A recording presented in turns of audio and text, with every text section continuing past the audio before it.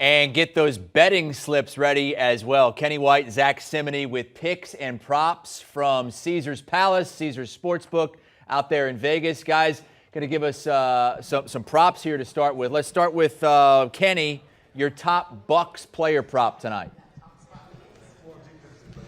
Well, Chris, it was kind of hard to find a good prop for this game because the way the games have gone so far, high-scoring football games, it's so high-scoring in every game that all of the key players have gone over their props. So I'm looking at this Tampa offense. I think right now Mike Evans is the number one receiver for the Bucs.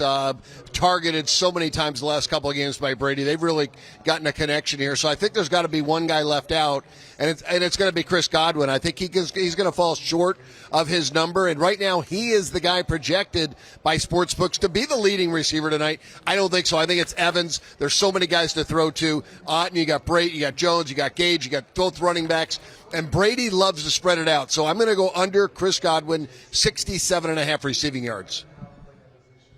And then I'm going to go with a little bit lower-scaled player, Cade Otten, over 22.5 receiving yards. He's been on the cusp of having a breakout game, but he just hasn't had the yards. 28 yards or less in 6 straight games, but he's been targeted in four of those 6 games 5 times or more. So the connection's just been off. Tom Brady is seeking him. I think tonight they'll establish that connection, and he'll go over a small yardage prop total of 22.5 yards. Okay, he did not play in that Week 1 matchup, did Otten. Let's move over to the Cowboys. Kenny, what player prop are you targeting there? Yeah, you know, the most productive running back for the last 2 years for the Cowboys has been Tony Pollard. And if the Cowboys are to be successful tonight, it's going to be Tony Pollard's night. I like him over in his rushing and receiving, a combination of both yards, because Dak's going to have to use him a lot out of the backfield receiving. But Tony Pollard is an outstanding runner. His number right now set at 75.5. Chris, his season median is 98. That's what he normally gets every game, and we're looking at 75 in possibly another high-scoring game. I think it's a nice night for Tony Pollard tonight. And then I'm going to take Michael Gallup under 37.5 receiving yards for Gallup. He's been on decline for yardage the last 4 seasons. Only had 423 yards receiving this year. 3 of the last 4 games, he's went under 36 yards receiving. Then we saw how Dak Prescott finished the season against Washington. He didn't start the year great against Tampa Bay either. Only had 128 yards passing. So he's not to have a big-time role in this Cowboys offense. I think it goes under this small yardage prop. Yeah, and he hasn't gone over 40 yards in any of his last 6 games. So even if he does go over, it wouldn't be by much. So he might be right around that number if he gets close. Let's go to the point spread here. Kenny, it was 2.5 earlier in the day. It's now Cowboys -3. Why is it moving, and might it move even more before game time? Well, I tell you, Chris, I've been saying for 10 weeks now on the fantasy show today with Jamie and Pete, the numbers have been so tight this year. Maybe it's my numbers have been tight to what the betting line has been. There hasn't been a lot of differences. I didn't have a lot of difference in my sides in the first 5 games, but this one is probably one of the biggest differences I've had the entire year. I've got the Cowboys a 106.5 power rating. On my rating scale, 100 is an average NFL football team.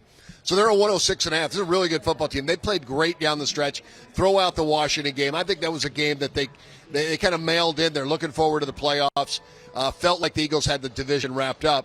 But before that, the last 7 weeks of the season, they're the highest scoring team in the NFL. And Dak has been great. He's thrown a lot of interceptions, but he's been great numbers-wise.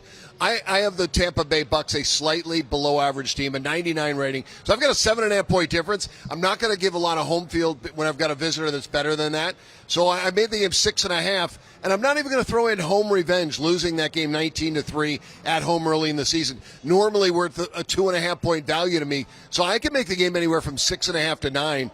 And I really thought this game may go down because we are talking Tom Brady. But I think if you look at both rosters, the Cowboys roster is far superior to the Tampa roster. And again, this is one of the biggest differences I've had in the last 10 weeks in an NFL football game. So I love the Cowboys tonight. And I'm going to be on the opposite side, even though the more and more I talk about this game, I feel like switching it. But I'm going to stick with Tampa Bay +3 at home. This is a Dallas Cowboys team that's been on the road. This will be their 4th road game in their past 5 games. We saw how they finished out the year, and they haven't been good in the postseason. We saw last year an early playoff exit against the San Francisco 49ers where they were 12-5 once again. And I think with Tom Brady, it's just the right playoff matchup for him. They'll get this win and move on to the second round. Do you want a sports network that delivers everything that matters about the game? The highlights, the picks, the instant analysis, no yelling, no fake debates, no politics. Hit the subscribe button and never miss a moment.